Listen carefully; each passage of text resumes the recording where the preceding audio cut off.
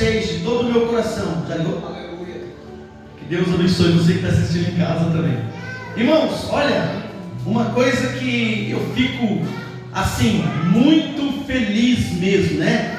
É de ouvir testemunhos de coisas impossíveis, né? O que seria uma coisa impossível?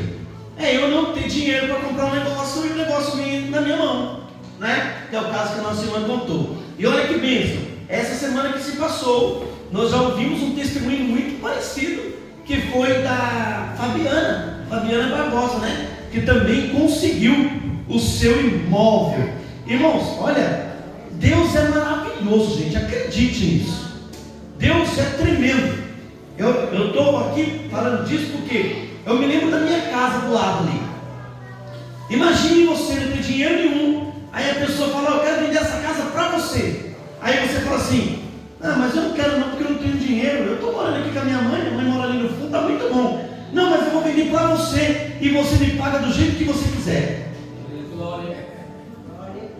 Irmão, aí eu reformei a casa com o dinheiro que eu tinha, estou pagando a casa. Em maio agora, de 2025, eu termino a casa. Olha aí. E essas prestações não teve juro nenhum. O que eu comecei a pagar para ele lá em 2000 e sei lá o que, é o que eu vou terminar pagando agora. Não, coisa de Deus, você está entendendo isso? Porque eu mesmo não consigo fazer isso. É por isso que a Bíblia diz assim, que para as pessoas do mundo, o que a gente acredita é loucura, mas nós acreditamos por fé, né? E irmão, olha, e se tem uma coisa que eu acredito, é na providência de Deus. Irmão, eu acredito assim demais, sabe? Quando tudo parece que vai dar errado, a Bruna está falando do Jefferson aqui, eu sou igual. Eu falo: vai dar tudo certo em nome de Jesus. Só segura um pouquinho, vai dar tudo certo. Segura um pouquinho, vai acontecer. Espera mais um pouquinho, mas vai acontecer. E eu me alegro, irmão, quando alguém conta que recebeu um milagre desse, eu fico muito feliz, né? A minha vontade é que todos vocês tivessem uma mansão com piscina, para todo dia eu ir numa casa diferente dar um mergulho lá. Né? Mas que bênção, né? Não é uma mansão desse jeito, mas é a sua casa, né? O prazer de estar em casa é maravilhoso. Irmão, 2 Timóteo capítulo 4, vamos terminar esse livro em nome de Jesus.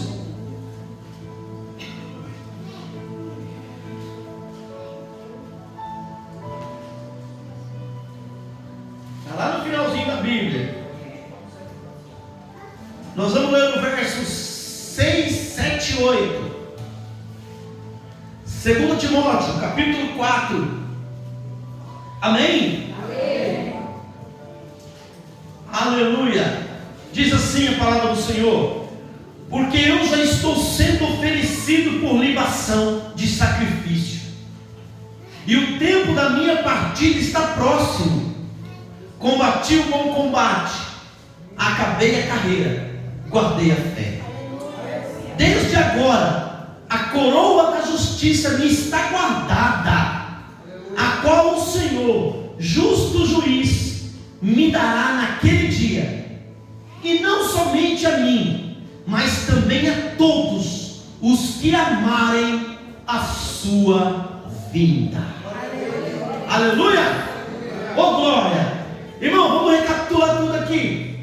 A gente estudou o primeiro capítulo deste livro, e nós entendemos que Paulo ele começa a falar e manifestar a alegria pela fé do teu filho na fé, chamado Timóteo.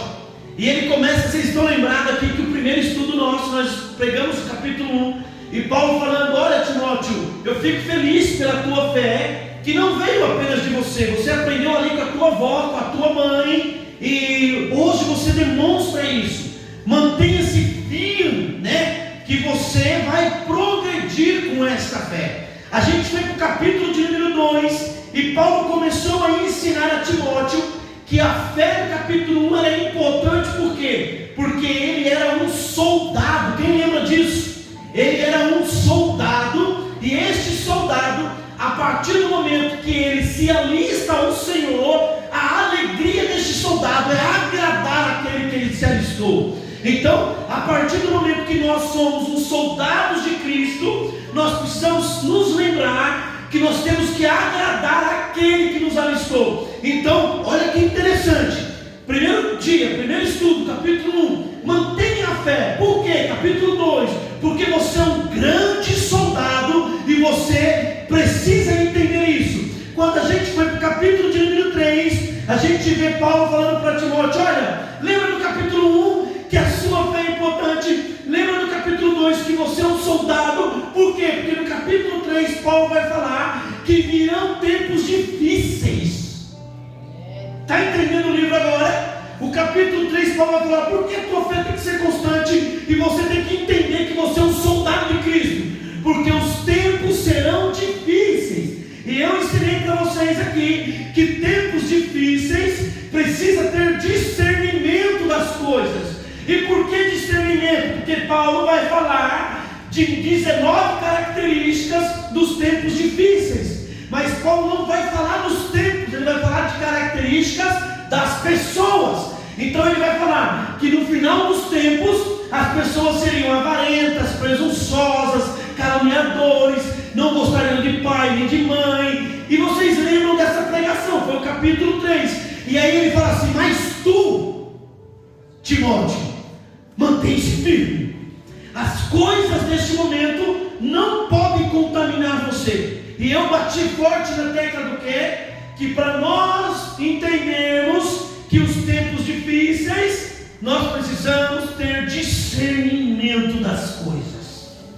Precisamos aprender a palavra de Deus perfeitamente. E aí no capítulo de número 4, a qual nós estamos hoje, para terminar o livro, eu disse o seguinte para vocês, hein? Façam um devocional deste livro. Quem lembra disso? E quem está fazendo? Ninguém, né? Vou falar. Está vendo? Ninguém. Mas vamos lá, 4 capítulos. Leia um por dia.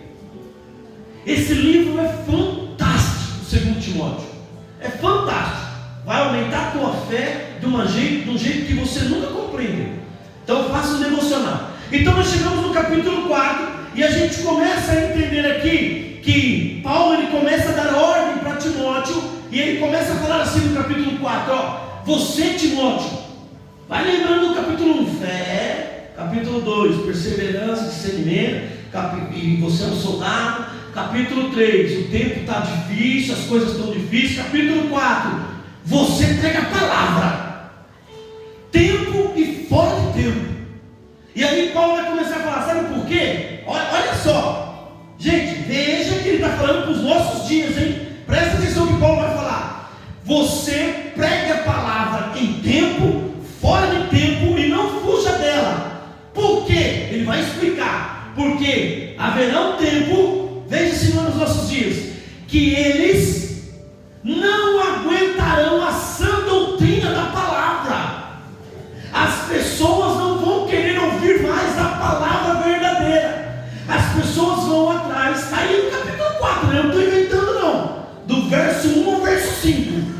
As pessoas vão atrás de pregadores que vão falar o que eles querem ouvir. Tem alguma coisa parecida com nós temos? Irmão, está entendendo? Veja bem, a carta é direcionada para Timóteo, mas a Bíblia é o jornal de hoje. É como se Paulo estivesse hoje aqui, pregando para nós aqui. É como se ele estivesse escrevendo para a igreja do Monte Cristo hoje, falando: vocês continuem na palavra. Por quê? Porque vai chegar o tempo de vocês que a doutrina verdadeira não vão querer ouvir, e vão buscar lugares aonde se prega o que eles querem ouvir. Então Paulo vai começar a falar assim: olha, Timóteo, foge disso, prega a palavra, se pega na palavra, que a palavra seja o alimento da tua vida, que a palavra te alimente a cada dia, a cada instante, não o que você quer ouvir, porque a verdade é uma só, irmão. O Evangelho, ele é confrontador. Aprenda isso. Se você ouve algo que sempre está tudo bom para você, está errado. O Evangelho precisa te corrigir. O que vai nos levar para o céu é a palavra nos exortando a melhorar constantemente. Então, se você vai no lugar e ouve tudo o que você quer, Paulo está falando o quê? Foge deste lugar. Olha só, irmão. Olha o que Paulo está falando. E aí a gente começa a entender que nos versículos que nós lemos, aí Paulo vai mudar um pouquinho agora o cenário. Do verso 1 ao verso 5 ele fala o que está acontecendo, que não vão querer ouvir. Agora do verso 6 em diante, irmão, acontece algo tremendo, porque eu vejo Paulo, ele abrindo o coração. Eu enxergo Paulo agora, ele mostrando para Timóteo o quanto valeu a pena. Agora, presta atenção, que Paulo está escrevendo isso em que lugar mesmo? Preso.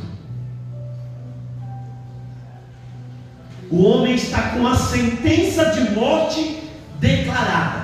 Então pensa assim comigo, ó. Paulo está sentado aqui com uma pena, que é uma caneta, e ele está escrevendo para Timóteo, e aqui fora está o carcereiro esperando para matá-lo. Então olha que situação que esse homem começa a falar então para Timóteo. E a gente começa a ver que essa frase é uma frase assim, na minha visão, é uma frase, uma das mais lindas da Bíblia. Tirando aquela de Jesus, quando Jesus ele abre os braços, olha para o Pai e diz: Pai, está consumado, está pago. Essa frase de Timóteo é muito linda. Ele olha, essa frase de Paulo, ele olha escrevendo para Timóteo, e ele diz: Timóteo, combati o bom combate, acabei a carreira e guardei a fé. Olha só, ele está preso e está dizendo: está tudo bem, valeu a pena. Acredite, ele está aumentando a fé do servo, e ele fala: olha, valeu a pena. E olha, irmão, e olha que a vida do Paulo não foi fácil, hein? Paulo, você foi perseguido? Fui. Foi apedrejado? Fui. Tomou as palmadas? Tomei. Caramba, Paulo, não quero andar com você não. É bom você não andar mesmo não, porque até numa ilha, saí nadando lá, a cobra me picou. A vida do Paulo não era fácil.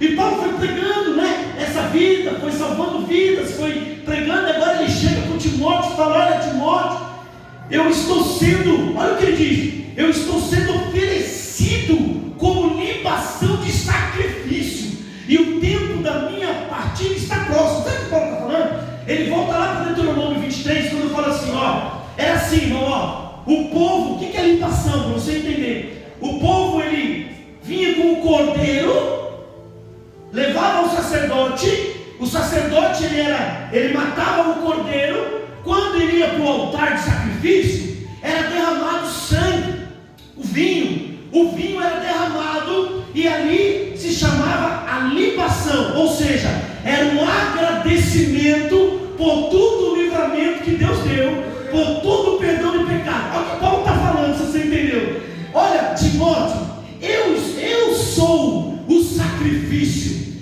A minha vida agora, eu estou morrendo, mas não importa mais. Por quê? Porque eu não estou morrendo, eu estou entregando a minha vida como agradecimento a Deus por tudo.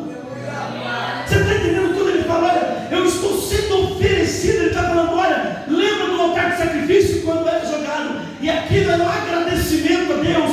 É isso que a minha vida está acontecendo agora. Eu estou agradecendo. Veja que ele está continuamente alimentando a fé do Timóteo. Ele está falando: Timóteo, vale a pena, não desiste, continue acreditando. E aí, irmão, ele vai falar algo assim muito interessante. Por quê? Porque quando a gente pega essa frase, a gente começa a entender que ele fala para o Timóteo o seguinte: olha, combati o bom combate. Veja bem que ele de coisas que já aconteceram. Ele está falando para o Timóteo: Timóteo, olha, eu analisei toda a minha vida e eu entendi agora que tudo que aconteceu na minha história foi para a glória de Deus. Tudo que eu passei foi para a glória de Deus. Então, valeu a pena, Timóteo. Não desista. Lembra que o capítulo 2 fala: você é um soldado. E Paulo está falando: eu também combati esse combate e eu venci. E você também pode vencer, meu irmão. Ô irmão, se liga na palavra, irmão. Não deixa nada roubar a tua atenção. Deus está falando neste lugar para pessoas que às vezes não conseguem ir além do que está hoje. Por quê? Porque não conseguem combater o combate, acha que está pesado. Mas Deus está falando: ei, através da vida de Paulo, ei, se liga na pregação. Por quê? Porque você também pode combater. Não está vencido essa batalha. Não está vencido, irmão. Do ponto. Agora, para pensar. Olha que interessante. Olha o que eu falei da vida do Timóteo. Apanhou, levou paulada, tomou pedrada, fingiu de morto. Para aí fora, as pessoas falam: isso não é vida. Mas para Paulo ele diz: esse é o meu sacrifício ao Senhor. Aleluia. Então, irmão, veja bem que quando a gente começa a analisar e a entender o que o Senhor está querendo falar para Timóteo, serve para mim e para você hoje neste culto. A nossa vida é de luta constante. E quando eu entendo, olha, comece a olhar para trás e lembrar de quanto combate o Senhor já segurou na tua mão. Olha o Paulo, o que o Paulo falou hoje aqui? Do livramento. Então, é passado já, que foi hoje de manhã. Então Paulo hoje subiu aqui falando: olha, eu preciso agradecer, porque o Senhor estava naquela manhã comigo. O Senhor me livrou da mão do homem mau. É isso que Paulo está nos ensinando, irmão. Agora ele fala assim: olha, combati um bom combate. Que combate ele está falando? Quais são as lutas? Do que ele está querendo falar? E quando você vai para Efésios capítulo 6, verso 12, ele vai falar: olha, a nossa luta não é contra pessoas, mas é contra os poderes, autoridades, contra os dominadores deste mundo de trevas, contra as forças espirituais do mal nas regiões celestiais. Irmão, presta atenção. Paulo está falando: meu querido, olha o que Paulo está falando para nós hoje aqui: meus filhos, quando é que você vai entender que existe uma luta travada para acabar com você? Quando é que você vai entender que o inimigo vai levantar circunstâncias para derrubar a tua família? Quando é que você vai entender que o capítulo 2 falou: se coloca de pé como um soldado? Quando é que você vai entender que todo dia a guerra espiritual está aí, e Deus te livrou e livrou a mim de enxergar isso? É por isso que a Bíblia vai dizer que o diabo ele está ao derredor, e ao redor estão os anjos. Aí você pensa: ó, ao meu derredor está o diabo, mas ao meu redor estão os anjos. Irmão, sabe por que os anjos estão ali? Guerreando para salvar a tua vida. Porque senão você já era, meu irmão. A verdade é essa. Então Paulo está falando, agora entenda bem, Paulo está falando o quê? Que a nossa luta é contra poderes, autoridades, dominadores do mundo de trevas, nas forças espirituais do mal, nas regiões celestiais. Veja bem, meu irmão, a sua luta não é contra um pastor, a sua luta não é contra o irmão, a sua luta não é contra a irmã, a sua luta não é contra o teu filho, a sua luta não é contra o teu esposo, a sua luta é contra uma legião de espíritos bem organizados para destruir a tua vida. Você está entendendo bem? Agora, entenda isso: o inimigo, ele é astuto, e eu já ensinei isso aqui uma vez. Ele não vai, irmão, a pior besteira sua é achar que o capeta vai vir de chifre de rabinho. O capeta vai vir bonitão. E ele vai se infiltrar. O problema é este. É quando o inimigo se infiltra. Aí ele é perigoso. Está entendendo? E o inimigo ele vai usar artimanhas. E ele vai vindo aos pouquinhos. Vai grudar em alguém. Vai grudar em outro. E você está achando que está tudo bem. Por quê? Lembra no capítulo de número 1? De número 3? Falta discernimento. Está vendo como o livro é importante? Quando você começa a entender que você está numa luta diária contra um inimigo que é muito poderoso, muito mais forte do que você, e você começa a saber que a sua luta não é contra as pessoas, mas contra esse inimigo, e o teu discernimento espiritual, a tua vida está no altar, você começa a perceber e começa a orar. Aí você começa a entender e fala: opa, o inimigo está tentando laço, o inimigo está tentando jogar uma seta. Eu já me liguei, eu já estou esperto. Mas por quê? Porque você está ligada com o Espírito. Irmãos, as irmãs aqui do grupo de louvor está ensaiando um hino aí que chama Escape, né? E ela diz: olha, o inimigo lança laços e embaraços. Veja bem, e é verdade, ele vai lançando e você vai abraçando. Você não tem discernimento, e você vai continuando, e você se esqueceu da pregação de Timóteo, que você é um guerreiro que está atento e discerne tudo que está ao seu redor. Aí o inimigo não consegue. Aí ele fala: opa, neste lar eu não consigo entrar. Neste lar tem algo diferente. O que é? É uma mãe que ora, é uma mãe que jejua, é uma mãe que discerne entre o bem e o mal, é um pai que está buscando, é um vô, é uma avó que está orando, é uma igreja que pega a palavra e continua ali firme orando pela sua vida. Está entendendo, meu irmão? É isso que Paulo está falando para Timóteo. Aleluia! Aleluia! Então, meu irmão, para de achar que a tua luta é contra um ser humano. Não é. Talvez esse ser humano está sendo usado pelo inimigo para te afetar. Está na hora de discernir isso. E cuidado com as infiltrações. Irmão, uma vez eu preguei aqui, eu falei disso. Você lembra? Quem assistiu aquele filme Troia? Quem que assistiu? Irmão, o Brad Pitt, igual eu assim, ele era Aquiles.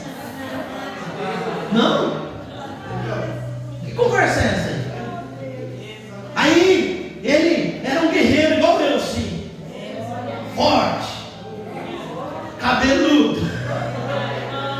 Aí, irmão, presta atenção, chega de brincadeira. Ó, só para você lembrar, quem não assistiu, tá?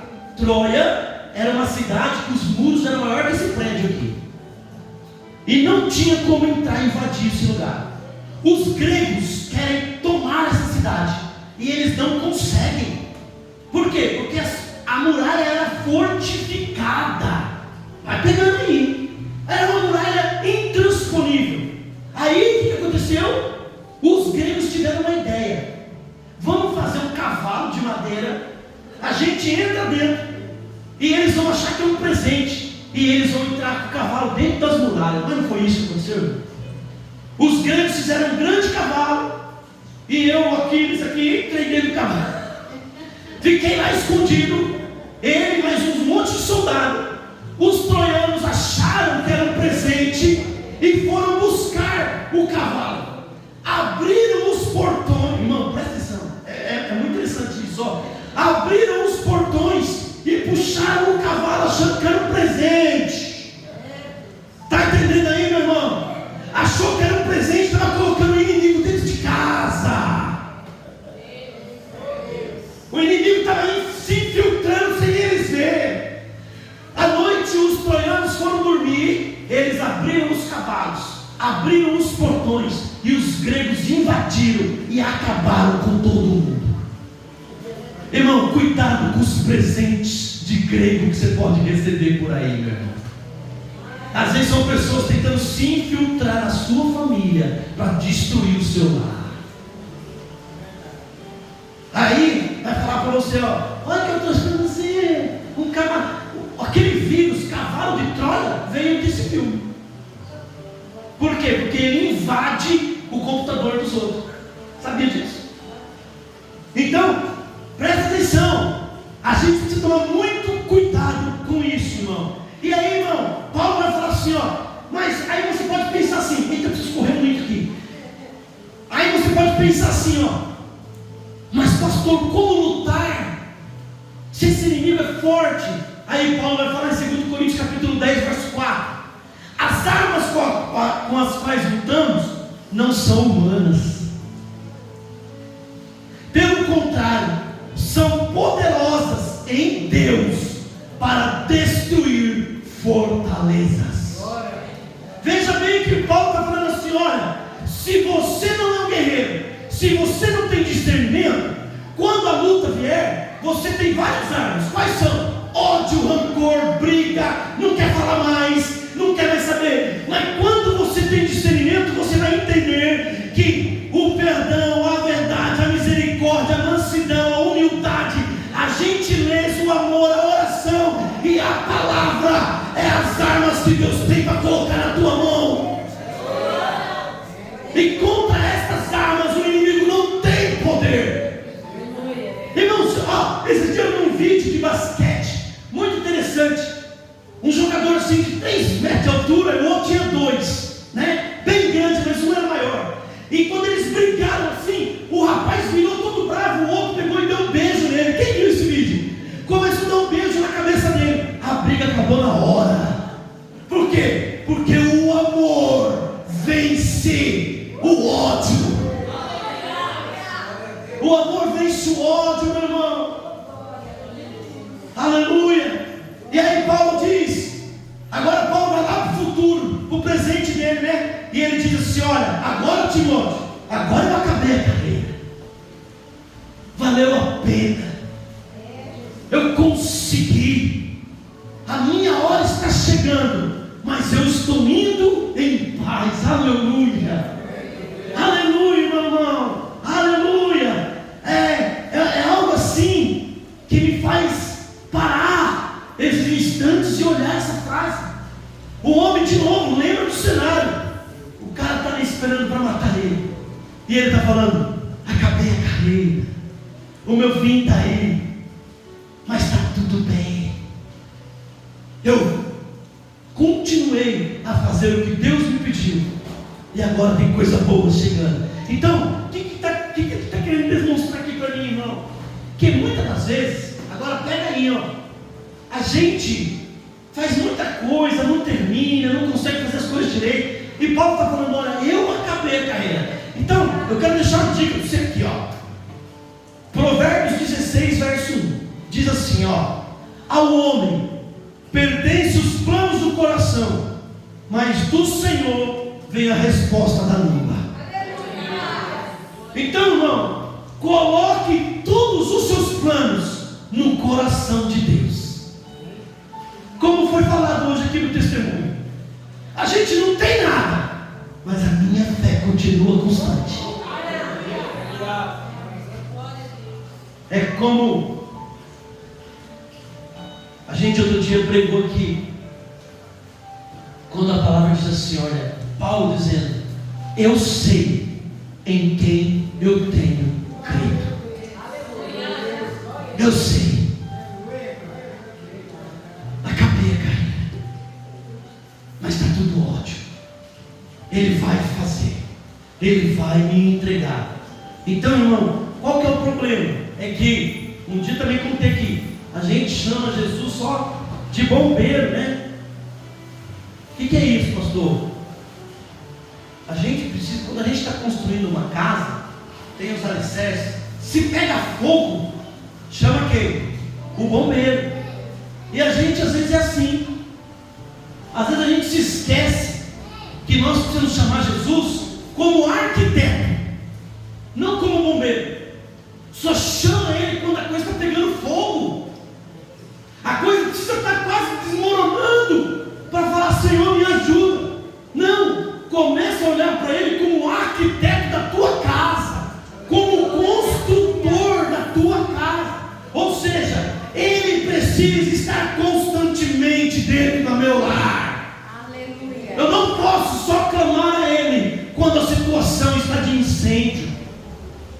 Aprenda isso, meu irmão. Aleluia. E Paulo diz: guardei a fé.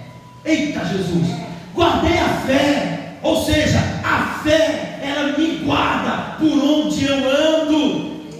Irmão, olha, o texto que eu mais amo da Bíblia é Hebreus, capítulo 1. Olha, a fé é o firme fundamento das coisas que eu não vi, mas eu tenho certeza que vai acontecer. Irmão, eu me apego nisso constantemente. Eu não estou vendo, mas eu consigo enxergar com a visão celestial que o que eu tanto desejo, o Senhor há de entregar na minha mão. Está entendendo, meu irmão? Aleluia. É por isso, irmão, que a gente precisa ter fé. A gente precisa guardar a palavra. Salmo 119:11, né? Diz o quê? Guardei no coração a tua palavra, para não pecar contra ti. Ou seja, eu fui no culto e a palavra que foi pregada está aqui dentro. E eu vou fazer desta palavra a minha fortaleza. Vai me alimentar quando tudo achar que não dá mais. Eu vou me apegar a essa palavra. É assim, meu irmão. E sabe por que você tem que se apegar? E eu vou acabar. Porque existe uma recompensa.